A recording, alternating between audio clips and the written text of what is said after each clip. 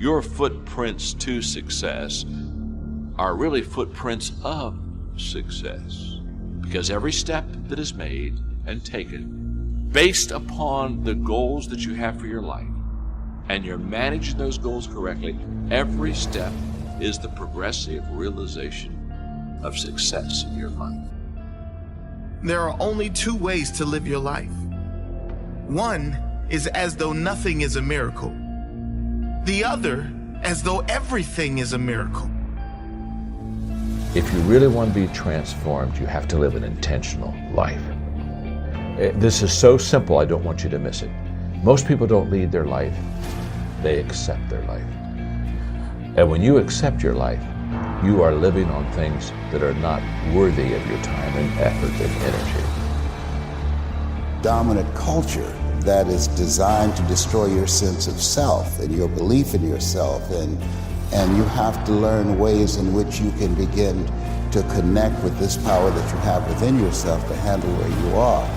The key is to be constantly in a perpetual process of discovering the truth of who you are and fighting constantly to look for ways in which you can escape the inner conversation. Everything that you do is habit forming. And that includes hitting the snooze button. That includes sitting on the couch. That includes eating donuts. It's all habit forming. You know what else is habit forming? Discipline. Setting the alarm and getting up. Going and working out. Eating steak. That stuff is all habit forming too. I recommend you form some disciplined habits. We can either accept conditions as they exist, or we can take the responsibility to change them. I don't want nothing to control me but me. And so I got to put myself under extreme discipline to make sure I'm free. So when people see me, you get up at 3, you don't drink, you don't smoke. I'm not doing that because I think I'm better than nobody else, or I think you're going to go to hell because you had a drink. I want to control, I want freedom. And for me, disciplining myself means more freedom.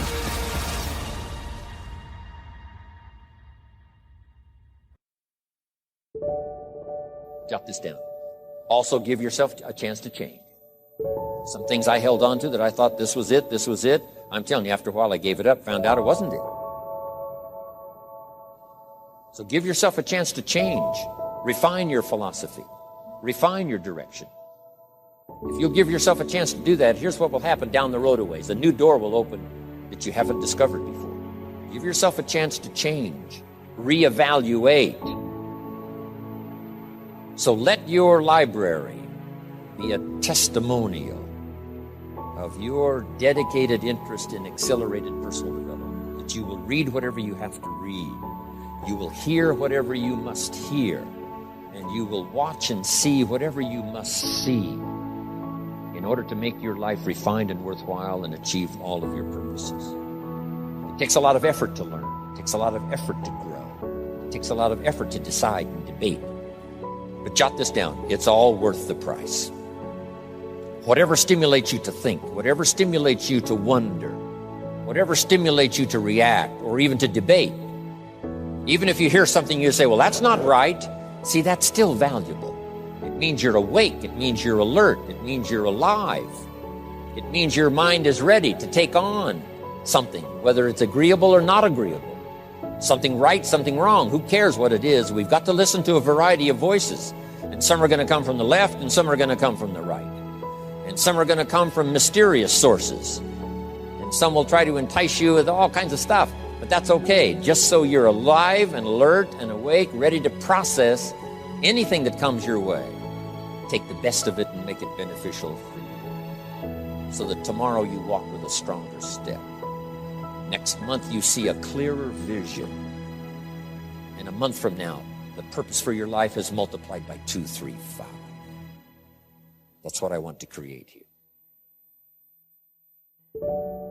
Here's one that's important as you read and as you listen and as you study and as you grow and as you take notes and as you fill up your journal.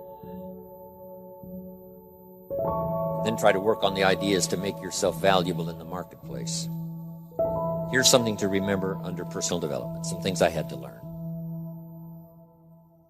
First, steps to success. First of all, you need good ideas. Just decide right now you're going to accelerate your plan for collecting good ideas. Ideas for your life, ideas for your health, ideas for your marriage, your relationships. Ideas that stimulate. One idea sometimes leads to the next, needs to the next. And the 4 or 5 ideas in the future that really thrust acceleration into your life, you couldn't have gotten unless you went through the first one and the second one and the third one. Learning to handle the passing of time. Jot this down if you're involved in business. You've got to give your project time. You've got to give your people time. Give people a chance to learn, chance to grow, chance to change. One of the great requirements, especially in such an industrialized, busy, mad, dashing society, and that is to have people patience. First, we exercise it with our children and our family. Getting people to work together. You've got to have patience, even with your family. If you're involved with independent people, it's a challenge. It's like herding cats, trying to get them to work together. Herding sheep is easy. They very quickly get going in the same direction. But try herding cats. It's like your children. Different ages and different personalities and different opinions. To get the family all going the same direction, kind of working together to make things work, I'm telling you, it is a challenge. But if you'll have some patience, you can do it. Now, here's the big one, to have patience with yourself. Give yourself time to learn. Give yourself time to understand good ideas. Give yourself time to make changes and then grow into those changes. Give yourself time to refine your personality to fit the business, whatever business you're engaged in. Some you may have to speak up a little stronger, and some you may have to calm down just a little bit more. Just learn to refine your personality and your temperament to suit. All of us can do that, but it takes time. Is to take a brave look at your life. Look at your life right now where it is. So let me ask you some questions. As you begin to look out on the future, look out on this year, let's take personal inventory. What has brought you here? As you begin to look at the things that took place this past year, did you get out of it what you wanted? Did you achieve the goals that you set out to achieve? What part of your life or what things did you do that you don't want to be a part of your life? Are there any people, as you begin to look at your life and look at where you want to go and what you want to do, are there any people that might be some dead weight that you need to think about unloading? Because what you have found through that relationship, that it's more toxic than it is nourishing, is more debilitating than it is empowering, and so now you've got to make a decision. See, many of us won't be able to move forward because we're not taking true inventory of our lives. As you begin to look at your emotional, your spiritual, and intellectual development, how many books did you read? How many seminars did you attend? How many classes did you take to begin to develop yourself professionally, to improve your craft or your skill? How many new things did you learn? Just take some personal inventory, just thinking. Beginning to know yourself. What are the things about your past that has influenced you right now?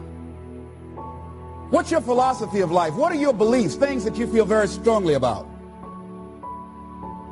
What are some of the things that you have picked up along the way that you've been doing them for so long you think that they're you, that you need to begin to re-examine them and perhaps get them out of your life?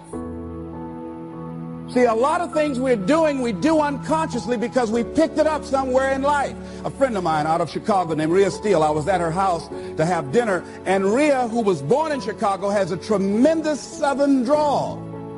After I met her mother, I said, where did Rhea get her Southern drawl from? She said, my sisters came up from Kentucky, and they used to be her babysitter. And she picked it up while in their presence. And Rhea still has that drawl. What is it that you picked up somewhere in life that might be a liability to you?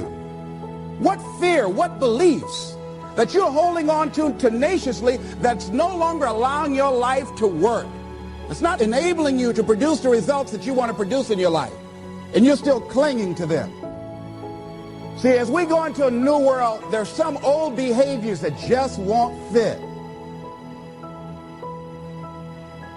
What are the events? What are the circumstances? What are the people that have shaped you? Just thinking, just thinking. What are the things that you need to let go? Some things that have cost you pain, that's stifling your growth and development. What are those things? As you begin to look at your profession or your career, what is it that you need to do to begin to upgrade your skills or your knowledge to continue for you to be competitive in the marketplace? As you begin to look at yourself and ask some of these questions, what is something that you're good at? Are you living your passion? Are you living your dream? What do you regard as your greatest personal achievement? What is the one thing that other people can do to make you most happy? Let's think about these things. What would you do if you had 1 year to live and guaranteed success in anything you decided to do? What would that be? What would you do with your life if you had it to live over? Getting to know yourself. What is one value, one deep commitment from which you would never bulge?